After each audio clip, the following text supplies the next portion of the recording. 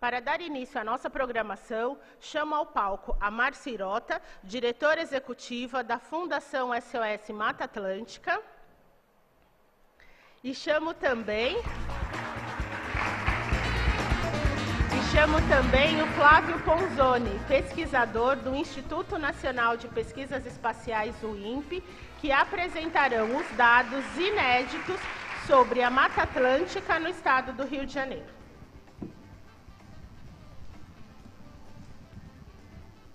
Bom dia a todos, sejam bem-vindos ao Viva Mata. Eu quero agradecer a presença de vocês e falar um pouquinho sobre a situação da Mata Atlântica no estado do Rio de Janeiro. Esse é um trabalho que vem sendo conduzido há 25 anos em parceria com o Instituto Nacional de Pesquisas Espaciais, e nós estamos trazendo aqui um estudo inédito, um levantamento que foi feito recentemente. É um presente que nós estamos entregando ao estado do Rio de Janeiro. Esse trabalho também conta com o patrocínio do Bradesco Cartões e a execução técnica da Arquiplan. Está aqui o Marcos Rosa, ao final da apresentação ele vai subir também para a gente bater um papo com vocês e para esclarecer as dúvidas que porventura possam surgir.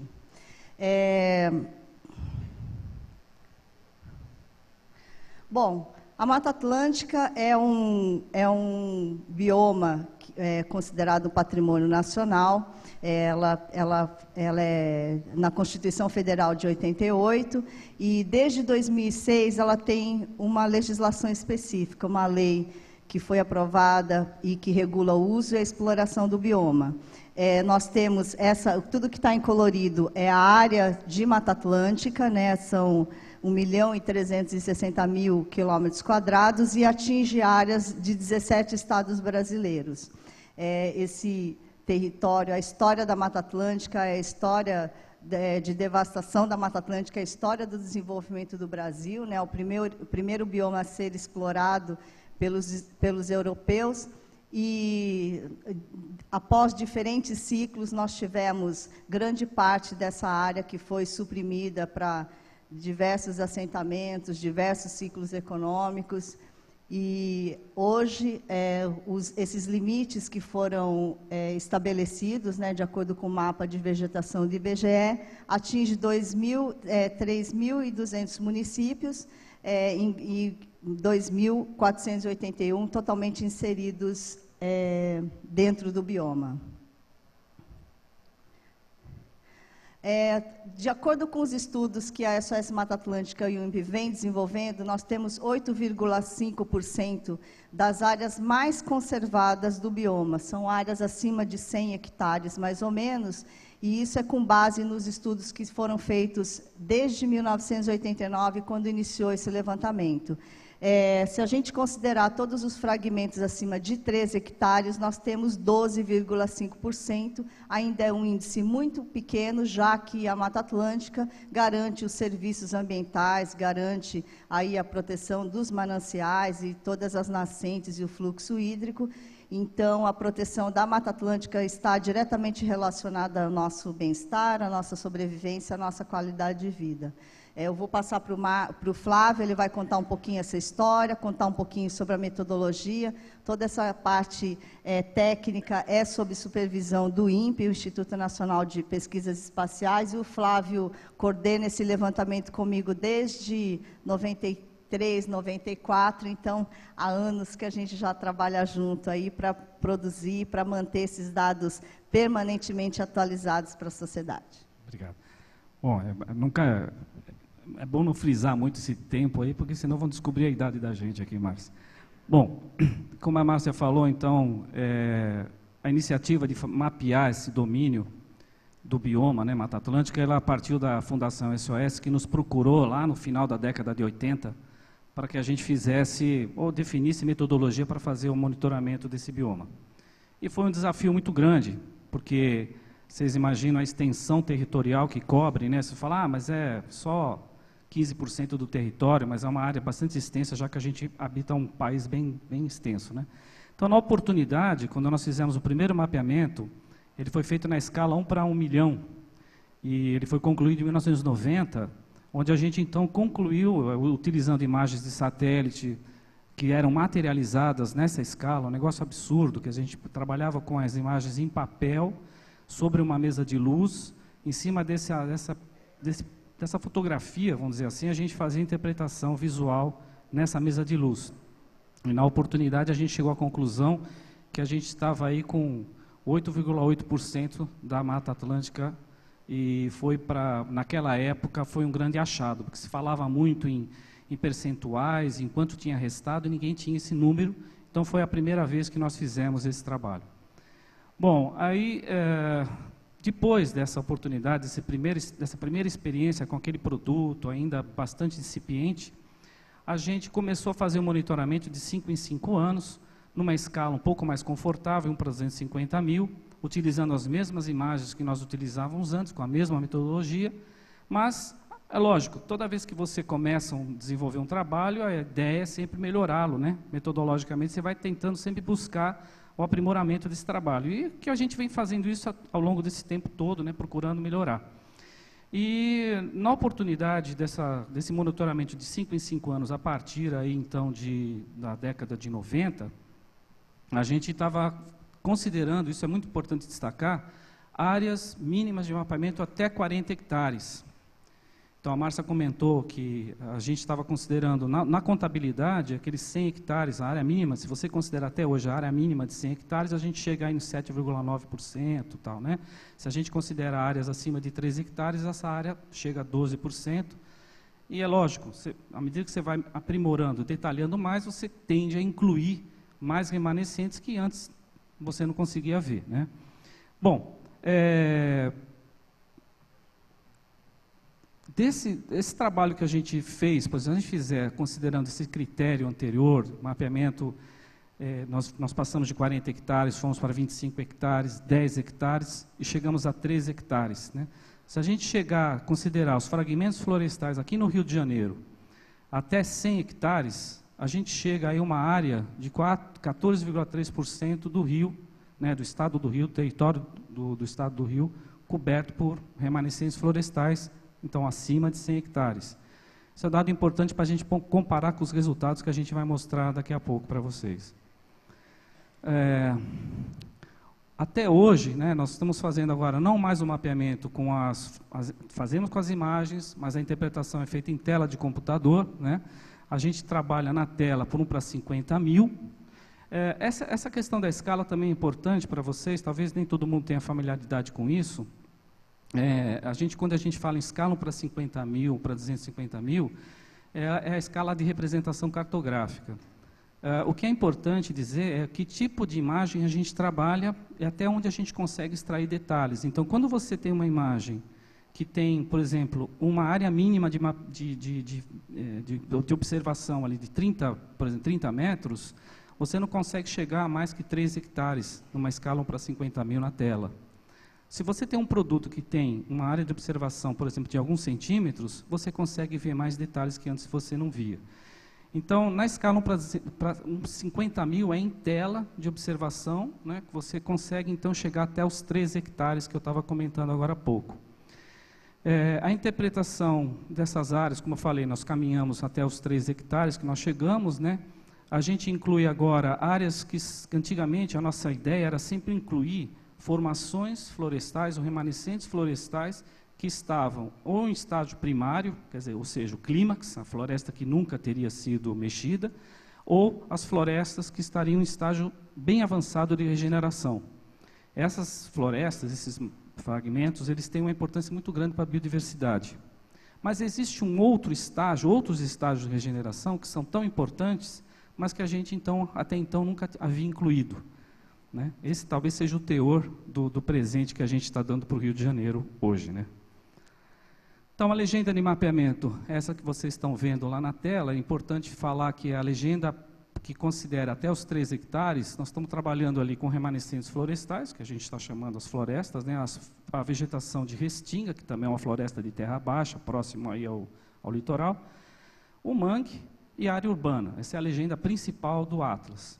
E a gente tem, a partir de 2012, nós incluímos outras áreas, são novas classes que a gente acabou incluindo, que nós estamos chamando de formações naturais não florestais. Aí destacamos as esses refúgios naturais, a vegetação de várzea, campos de altitude e tem mais uma aí que eu não estou conseguindo ler. Isso, dunas, claro. Enfim, a gente está enriquecendo o Atlas, mas é que está passando. Eu passei dos 20 anos faz pouco tempo, né, Márcia? Então não consigo enxergar nem o que está na tela aqui. Bom, estou quase finalizando. Eu vou passar agora para a Márcia, né, Márcia, para você concluir agora os resultados que são bem importantes mostrar agora para todos. Oi?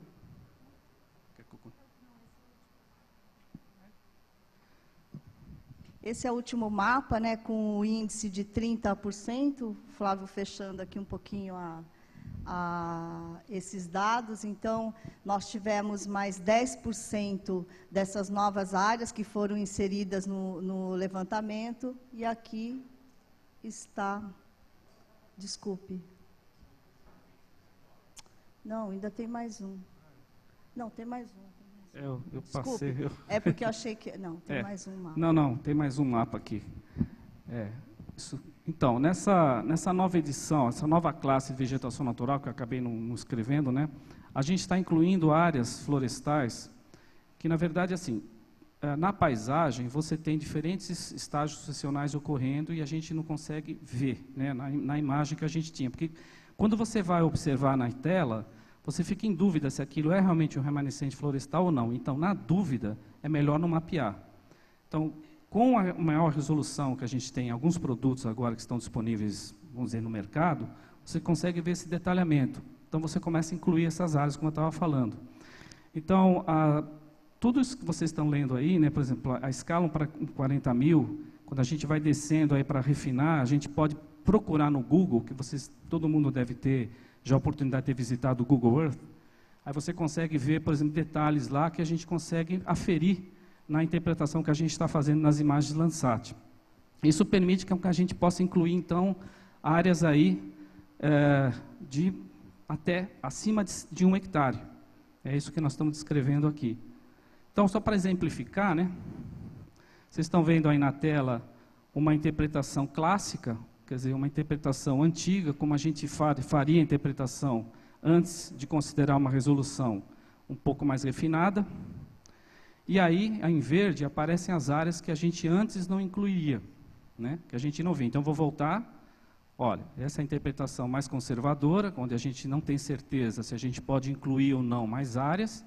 E aí, a gente passa a incluir outras áreas, né, que agora a gente tem mais certeza que são áreas que poderiam ser mapeadas também como remanescentes em outros estágios. Aí um outro exemplo, a interpretação conservadora. Não está mudando. Aí então aparece a inclusão de outras áreas, e vocês observam que entre aqueles polígonos anteriores que nós tínhamos aí, por exemplo, que está na tela, a gente tinha pouca conexão entre eles, né? Quando eu mostro essa outra sequência aqui da imagem, vocês observam que eles passam a ter algum tipo de conexão. Isso é muito importante para estudos de áreas de regeneração. Para a biodiversidade, a interpretação anterior ela é mais, vamos dizer assim, mais consistente. Mas para estudos de área de regeneração, de conexão entre grandes maciços florestais, você acaba tendo um potencial maior aqui de estudo, né? Aí um exemplo da interpretação, do resultado dessa interpretação. A interpretação, que vocês estão vendo um tema mais um verde escuro, né, que seria os maciços acima de 100 hectares, quando a gente tem certeza da interpretação, em verde mais claro, as áreas que foram incluídas. Agora sim, eu vou passar para a Márcia dar continuidade. Não. Estamos ainda confusos aqui. Esse é o mapa final, né, com a inclusão das áreas, então 10% de áreas de vegetação natural. Eu vou ficar aqui. Desculpe. Eu quero destacar alguns pontos aqui no Rio de Janeiro, porque perguntaram para mim se aqui são as áreas que foram desmatadas, mas essa ocupação aqui basicamente cana-de-açúcar, atualmente, e foi uma área explorada para o reflorestamento, então é uma área que já tinha sido suprimida há muito tempo. Nós temos aqui esse corredor da Serra do Mar, né, o Parque Estadual do Desengano, a APA de Macaé de Cima, Tinguá, pega aqui a região serrana, Nova Friburgo, Petrópolis, Teresópolis, Tinguá aqui, que boa parte das nascentes aqui dessa área abastece aqui a Baixada Fluminense. O Rio de Janeiro, com o Parque Nacional da Tijuca, Pedra Branca, Mendanha, e esse corredor aqui, sul-fluminense, que é uma região extremamente preservada, né? A Baía da Ilha Grande, então é um tesouro aqui que nós temos, é um paraíso que nós temos entre Rio e São Paulo e que está extremamente preservado. Aqui o Parque Nacional de Itatiaia faz a divisa com Minas Gerais e São Paulo, né, na bacia do Rio Paraíba do Sul, que eu vou falar um pouquinho depois. Aqui é o município do Rio de Janeiro, onde nós temos já esses maciços florestais, né, o Rio de Janeiro, e para quem está, para qualquer parte que vocês olhem, vocês veem aí a Mata Atlântica muito presente. E hoje com essas áreas que foram inseridas também. Então, passou para 29, eu não enxergo de longe, para 29,3% dessa área, da área total que nós temos aqui. O próximo é Paraty. Paraty é o município que possui a maior cobertura no ranking, né, dos municípios do Rio de Janeiro. Paraty está em primeiro lugar, né, com o maior índice aí de área preservada, embora grande parte do município seja de floresta secundária, a gente ainda tem trechos muito representativos.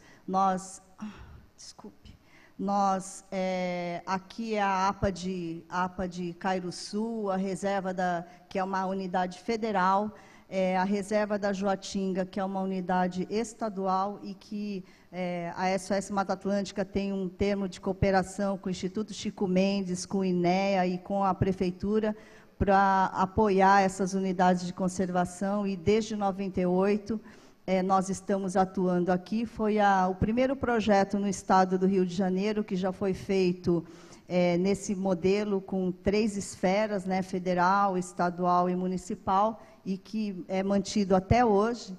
E foi uma parceria bem profícua e que a gente espera, e ainda, nós temos muitos desafios ainda, mas a gente vem conduzindo o trabalho.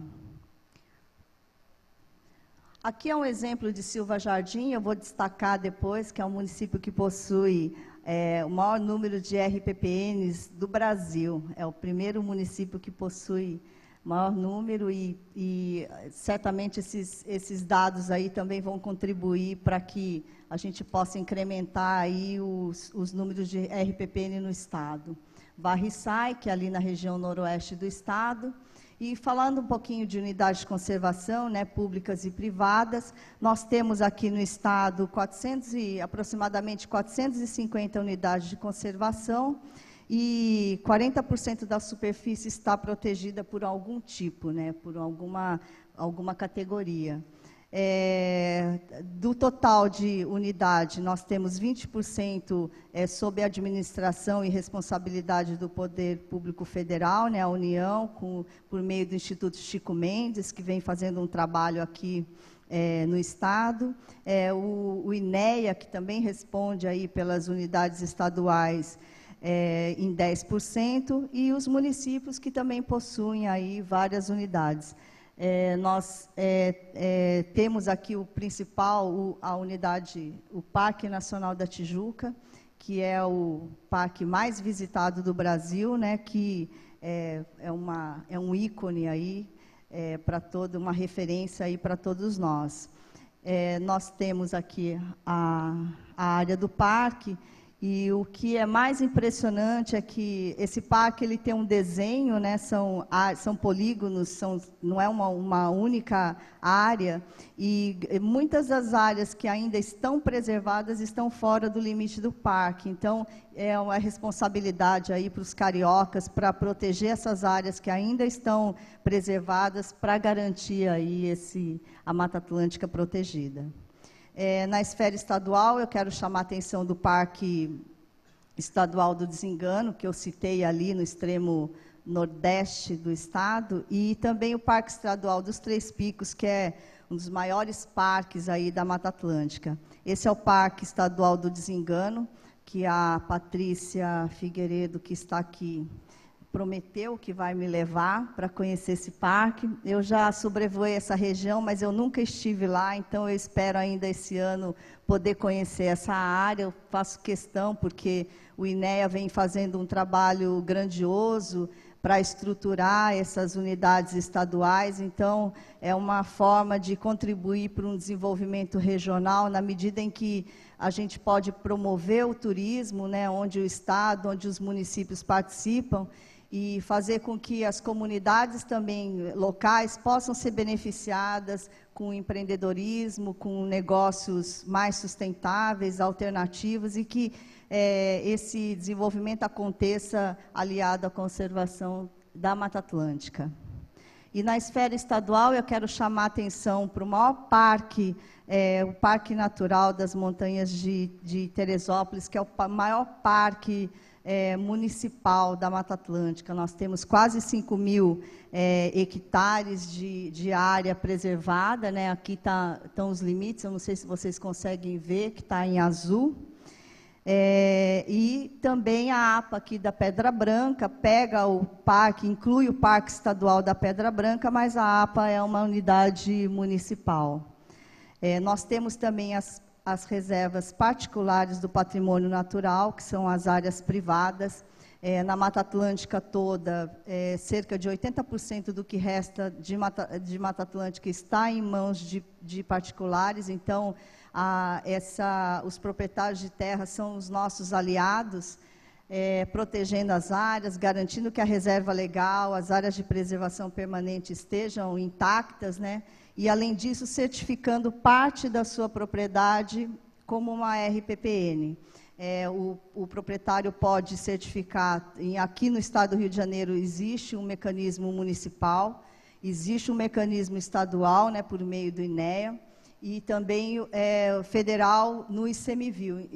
Então, existem formas para certificar essa propriedade, e todo o trabalho que vem sendo feito aqui é para garantir que quem preserva as áreas sejam beneficiados, sejam reconhecidos de alguma forma, e que eles possam ganhar com isso, né? A gente tem acompanhado muito o desmatamento da Mata Atlântica, mas esses proprietários que preservam também poderiam ser beneficiados com incentivos econômicos, financeiros, enfim.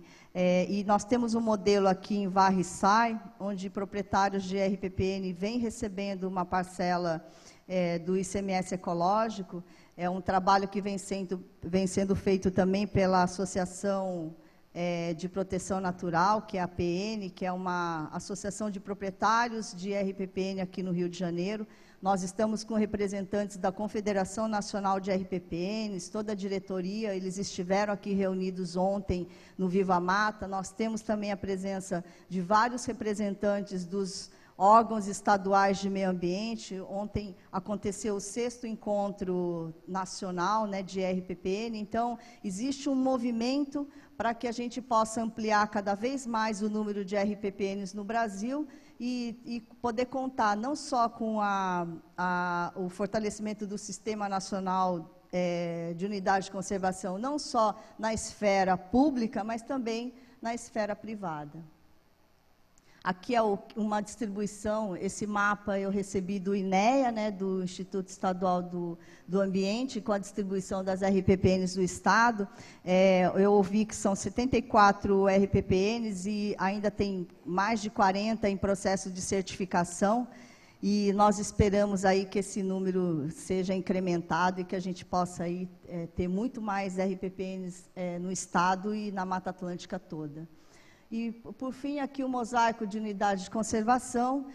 O Estado do Rio tem vários mosaicos, aqui o Central Fluminense, que pega essa região serrana do Rio, até a APA de Guapimirim, onde também nós, por meio do programa Costa, nós apoiamos aquela unidade, a Estação Ecológica da Guanabara e a APA de Guapimirim.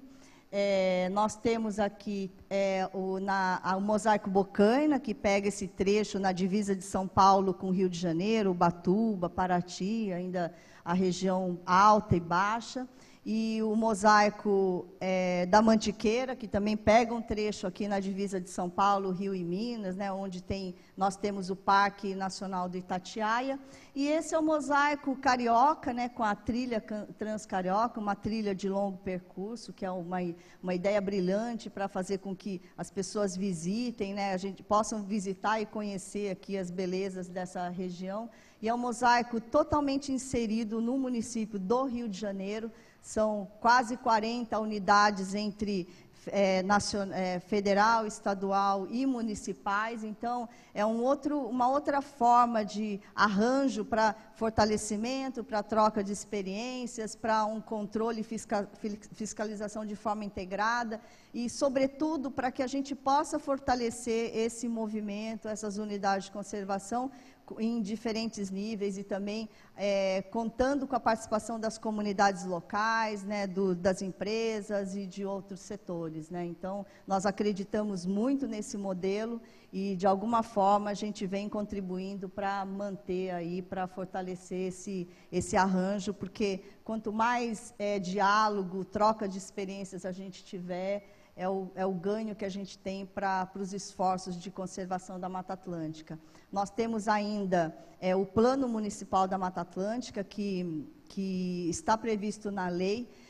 A SOS Mata Atlântica vem fazendo um trabalho liderado pelo Mário Mantovani, que é o nosso diretor de políticas, com os municípios, né? Nós temos uma equipe trabalhando com isso, incentivando, apoiando, orientando, para que os municípios elaborem os seus planos municipais, para que a gente possa, no nível local, de alguma forma, contribuir para manter esses espaços verdes que são tão importantes para a gente, né? Para todos nós. A Mata Atlântica está muito presente nas áreas urbanas, então, qualquer espaço verde que é extremamente importante aí para a nossa qualidade de vida, para o nosso bem-estar, enfim, são muitos benefícios que nós também recebemos e nós precisamos aí desse esforço de contar com a participação das pessoas, contar com a participação de todos vocês para esse esforço de conservação. Bom, aí vocês vão me perguntar como é que está a situação do Rio de Janeiro, né? Quanto desmatou, o que aconteceu no último ano. O Rio de Janeiro já foi um estado campeão de desmatamento, né, no passado, e hoje praticamente chegou no desmatamento zero. São pequenas áreas, são áreas mínimas, até imperceptíveis no nosso levantamento.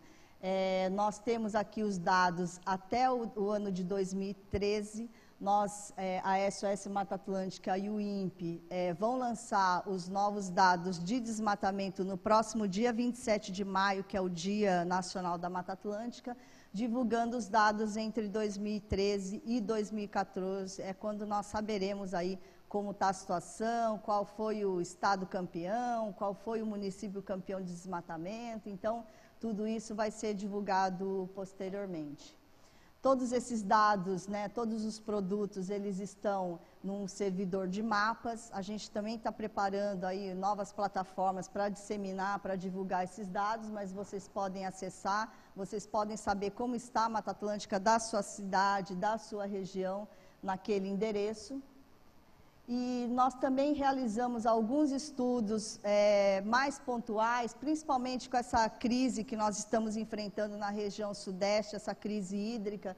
Nós fizemos aí uma avaliação de algumas bacias hidrográficas. Nós começamos pelo Cantareira, onde a gente tem 21% de área de remanescente florestal, sendo que boa parte da mata ciliar, das áreas de preservação permanente, não está presente. Então, esse mapa é também para orientar os esforços de restauração florestal. E esse é o mapa do Rio Paraíba do Sul, que pega os 3 estados, e nós temos... nós temos 26,4% de remanescente nessa bacia do Rio Paraíba do Sul. E o próximo é aqui, a bacia do Guandu, né, que abastece boa parte aqui da cidade do Rio de Janeiro, né, dos municípios aqui dessa região, que tem 62% de área ainda preservada, mas inclui essas áreas que eu comentei, que é onde nós temos essa região sul do estado, que ainda está extremamente preservada. Bom, aqui estão os nossos dados, os nossos contatos, e aí eu queria pedir para o Marcos Rosa subir. Então, se vocês tiverem alguma pergunta, nós estamos aqui para esclarecer. Nós deixaremos disponível essa apresentação para quem quiser acessar posteriormente no nosso site. Muito obrigada.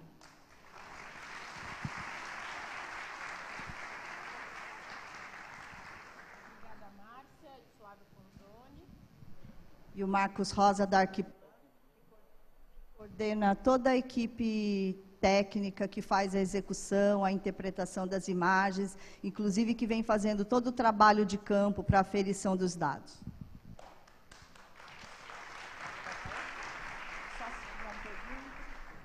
Tem alguma pergunta do público?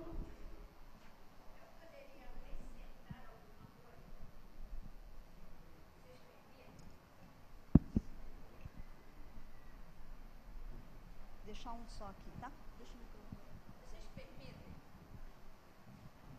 Primeiro eu quero dar os parabéns ao trabalho de vocês, que eu acompanho há muito tempo, desde o começo. Primeiro deixa eu me apresentar. Isso é importante. Eu sou bióloga.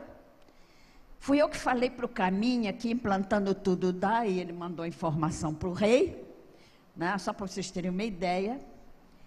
E eu acompanho de perto o trabalho deles, porque a minha origem de atividade é mineração.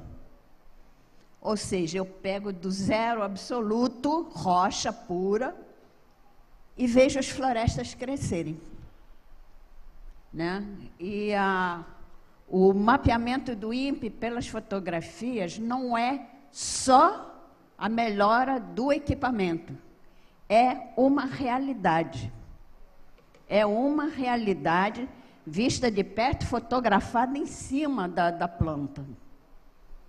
Tá? Naquelas áreas que aparecem na fotografia em vermelho ou em rosa, assim como nós somos bebês, nós temos uma gestação, somos bebês, viramos criança, né? Aí viramos um adolescente rebelde, e em 20 anos nós estamos adultos.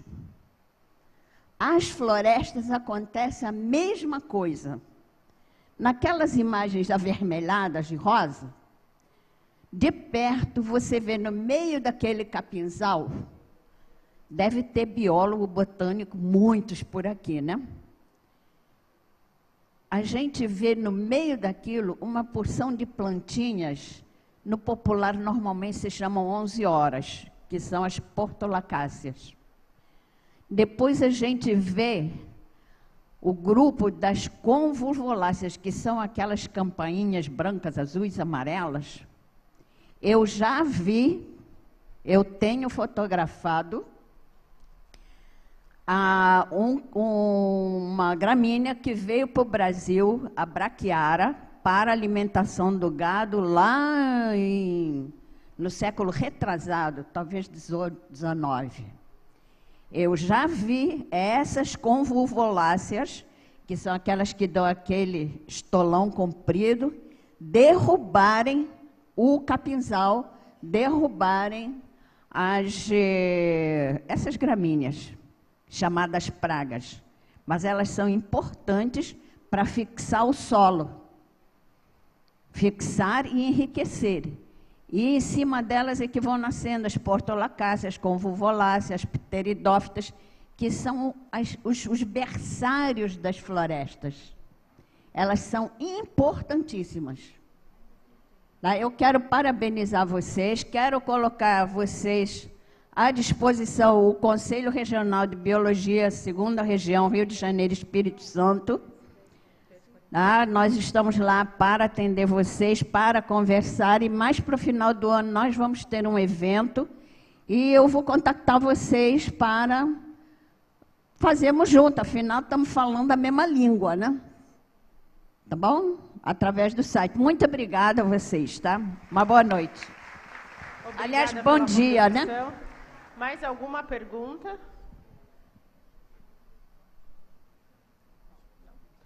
Então, muito obrigada a todos. Deixa eu só complementar, então, sobre esse comentário. Quer dizer, o dado que foi lançado hoje dessa vegetação, que era aquele verde claro, que a gente tinha 20% do Rio de Janeiro com matas preservadas, que é a mata com condição de manter a biodiversidade.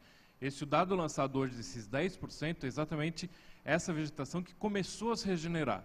A gente mapeou a área que já tem um porte arbóreo-arbustivo e áreas de vegetação já arbóreo-arbustiva natural, onde realmente não vai crescer floresta. Mas esse complementar é exatamente essa vegetação em regeneração. Então é isso que é importante para que a gente possa ligar corredores. Então a gente está olhando essa vegetação já no estágio um pouco mais avançado. Quer dizer, na hora que você abandonou a pastagem, começa com essa formação mais rasteira, essa vegetação mais baixa, ela vai entra a parte mais arbustiva e começa depois essa vegetação de mata. Então é o dado que nós estamos lançando, uma vegetação que está em regeneração e que tem um potencial, sim, de proteger a água, de fazer formação de corredores. Então é importante olhar para essa nova vegetação.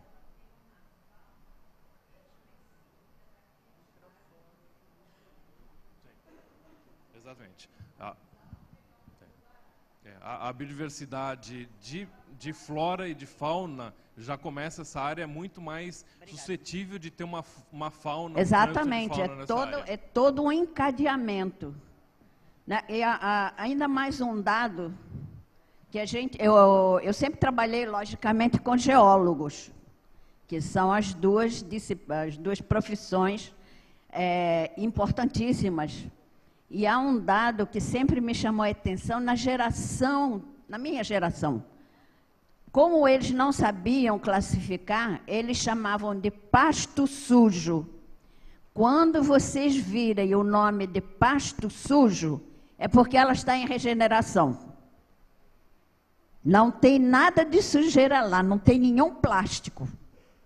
Mas ela tem plantas e eles não sabem. Eles acham que é invasora, não é. Aí são as confusões, enfim, aquelas que têm o estolão. Elas estão em desenvolvimento. É um sinal para a gente. Obrigada. Oi, bom dia. Eu sou bióloga também, botânica. Eu teria uma pergunta. No caso das restingas, essas áreas que a gente está ouvindo muito falar hoje em dia, assim, de construção de resort, do próprio golfe que estão fazendo no Recreio, essas áreas também conseguem ser visualizadas no mapeamento? Elas também estão sendo contabilizadas, já que a restinga é uma vegetação suscetível e bem difícil de se mapear? O Atlas, originalmente, mapeava apenas a formação florestal de restinga.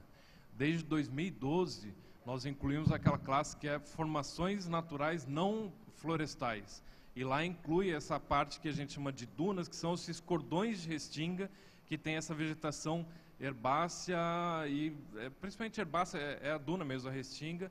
Então a gente tem essa classe, sim, a gente está monitorando também tanto as restingas arbóreas quanto essa parte de restinga mais